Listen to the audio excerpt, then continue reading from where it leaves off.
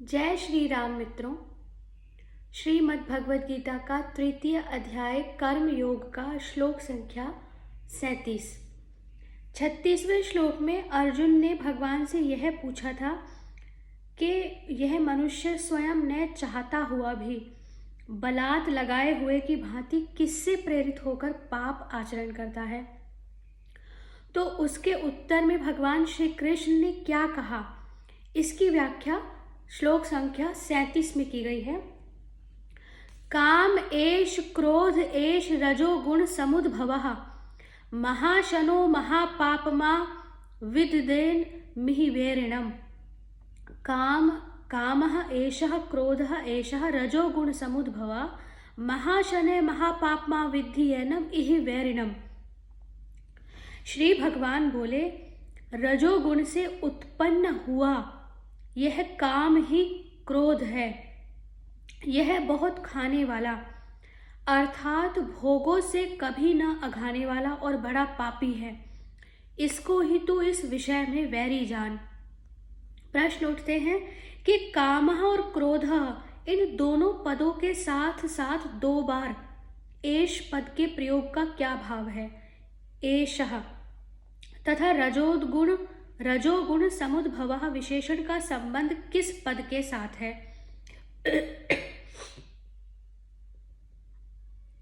34वें श्लोक में यह बात कही गई थी कि प्रत्येक इंद्रिय के विषयों में रहने वाले राग और द्वेष ही इस मनुष्य को लूटने वाले डाकू हैं। उन्हीं दोनों के स्थूल रूप काम क्रोध हैं। यह भाव दिखलाने के लिए तथा इन दोनों में भी काम प्रधान है, क्योंकि यह राग का स्थूल रूप है और इसी से क्रोध की उत्पत्ति होती है। यह दिखलाने के लिए कामः और क्रोधः इन दोनों पदों के साथ एषः पद का प्रयोग किया गया है। काम की उत्पत्ति राग से होती है, इस कारण रजोगुण समुद्भव विशेषण कामः पद से ही संबंध रखता है। दूसरा प्रश्न आता है कि यदि काम और क्रोध दोनों ही मनुष्य के शत्रु हैं, तो फिर भगवान ने पहले दोनों के नाम लेकर फिर अकेले काम को ही शत्रु समझने के लिए कैसे कहा। इसका उत्तर है, पहले ही बतलाया जा चुका है कि काम से ही क्रोध की उत्पत्ति होती है। काम के नाश के साथ ही उसका नाश अपने आप ही हो जाता है। इसलिए भगवान ने इस प्रकरण में इसके बाद केवल काम का ही नाम लिया है। परंतु कोई यह न समझ ले कि पापों का हेतु केवल काम ही है, क्रोध का उनसे कुछ भी संबंध नहीं। इसलिए प्रकरण के आरंभ में काम के साथ क्रोध को भी गिना गया है। अगला प्रश्न है, काम की उत्पत्ति रजोगुण से होती है या राग से। उत्तर है कि रजोगुण से राग की वृद्धि होती है। राग का अर्थ है किसी भी चीज के प्रति अनुकूल। आप जैसे किसी व्यक्ति से बात करके आपको बड़ा अच्छा लग रहा है, एक राग, हर्ष महसूस हो रहा है, और राग से रजोगुण की। अतः इन दोनों का एक ही स्वरूप माना गया है, इसलिए काम की उत्पत्ति के दोनों ही कारण हैं। अगला प्रश्न है, काम को महाशनय अर्थात बहुत खाने वाला कहने का क्या अभिप्राय है। इससे यह दिखलाया है कि यह काम भोगों को भोगते भोगते कभी तृप्त नहीं होता, कामनाएं कभी खत्म नहीं होती। काम अर्थात कामना, इच्छा। जैसे घृत और ईंधन से अग्नि बढ़ती है, उसी प्रकार मनुष्य जितने ही अधिक भोग भोगता है उतनी ही अधिक उसकी भोग तृष्णा बढ़ती जाती है। इसलिए मनुष्य को यह कभी न समझना चाहिए कि भोगों का प्रलोभन देकर मैं साम और दान नीति से काम रूप वैरी पर विजय प्राप्त कर लूंगा। इसके लिए तो दंड नीति का ही प्रयोग करना चाहिए। अगला प्रश्न है, काम को महापापमा यानी बड़ा पापी कहने का क्या भाव है। इससे यह भाव दिखलाया गया है कि सारे अनर्थों का कारण यह काम ही है। मनुष्य को बिना इच्छा पापों में नियुक्त करने वाला न तो प्रारब्ध है और न ईश्वर ही है। यह काम ही है इस मनुष्य को नाना प्रकार के भोगों में आसक्त करके उसे बलात् पापों में प्रवृत्त कराता है, इसलिए यह महान पापी है। अगला प्रश्न है, इसी को तू इस विषय में वैरी जान, इस कथन का क्या भाव है?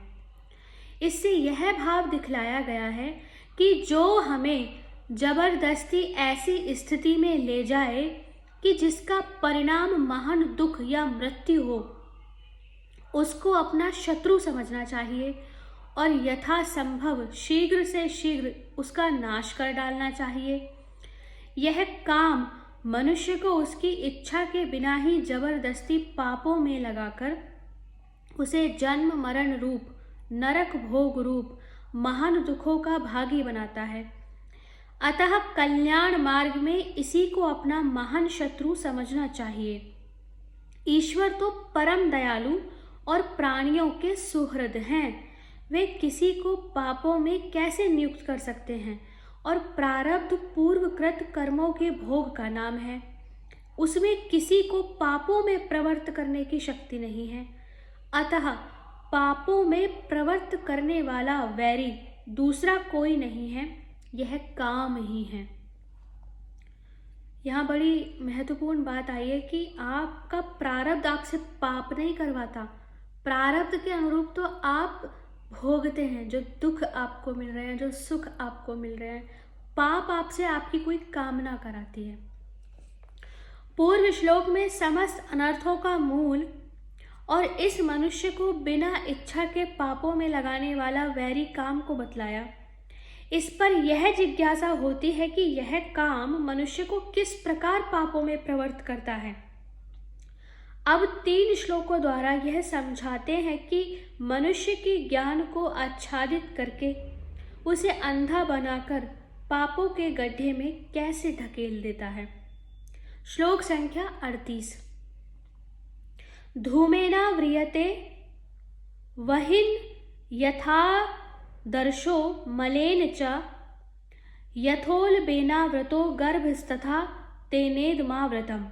धूमेन आव्रियते वहिना यथा आदर्शः मलेन च यथा उल्बेन आवृतः गर्भः तथा तेन इदम आवृतम्। अर्थात जिस प्रकार धुएं से अग्नि और मैल से दर्पण ढका जाता है तथा जिस प्रकार जेर से गर्भ ढका रहता है, वैसे ही उस काम के द्वारा यह ज्ञान ढका रहता है। प्रश्न है कि धुआं, मल, मैल और जेर, इन तीनों के दृष्टांत से काम के द्वारा ज्ञान को आवृत्त बतलाकर यहाँ क्या भाव दिखलाया गया है? इससे यह भाव दिखलाया गया है कि यह काम ही मल, विक्षेप और आवरण, इन तीनों दोषों के रूप में परिणत होकर मनुष्य के ज्ञान को आच्छादित किए रहता है। यहाँ धुएं के स्थान में विक्षेप को समझना चाहिए। जिस प्रकार धुआं चंचल होते हुए भी अग्नि को ढक लेता है, उसी प्रकार विक्षेप चंचल होते हुए भी ज्ञान को ढके रहता है।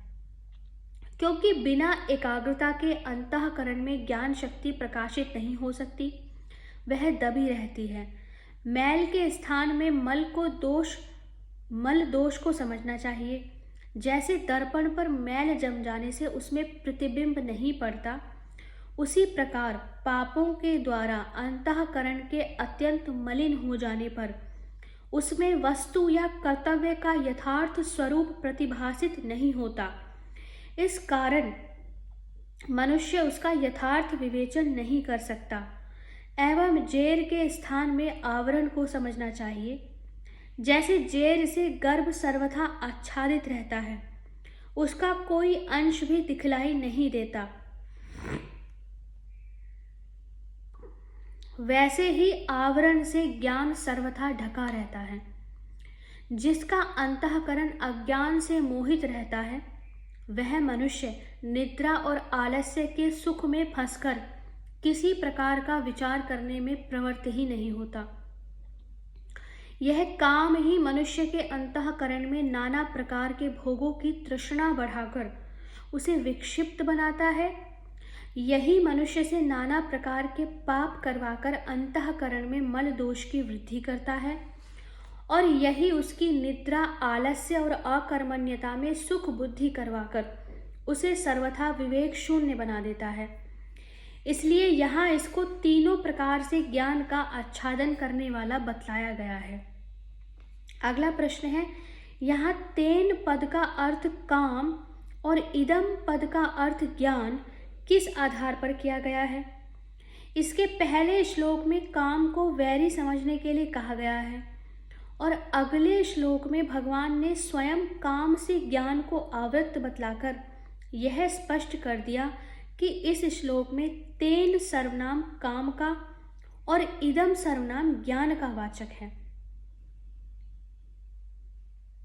श्लोक संख्या 39। आवृतम ज्ञान में तेन ज्ञानिनो नित्य वैरिणा काम रूपेण कौन्तेय दुष्पूरे णानलेन च। आवृतम ज्ञानम एतेन ज्ञानिनः नित्य वैरिणा काम रूपेण कौन्तेय दुष्पूरेण अनलेन च। दुष्पूरेण का अर्थ है कभी न पूरा होने वाला। यहाँ इस श्लोक का अर्थ है कि भगवान कहते हैं कि हे अर्जुन, इस अग्नि के समान कभी न पूर्ण होने वाले कामरूप ज्ञानियों के नित्य वैरी के द्वारा मनुष्य का ज्ञान ढका हुआ है। प्रश्न है कि अनलेन और दुष्पूरेण विशेषणों का क्या अभिप्राय है? बस और कुछ भी नहीं चाहिए, ऐसे तृप्ति के भाव का वाचक अलम अवयव है। इसका जिसमें अभाव हो उसे अनल कहते हैं। जिसके अंदर ऐसी भावना हो कि बस और कुछ नहीं चाहिए, वह उस भाव का वाचक अलम अलम अवयव है, और जिसमें ये अवयव ना हो उसे अनल कहते हैं। अनल। अग्नि में चाहे जितना घृत और ईंधन क्यों न डाला जाए, उसकी तृप्ति कभी नहीं होती, इसलिए अग्नि का नाम अनल है।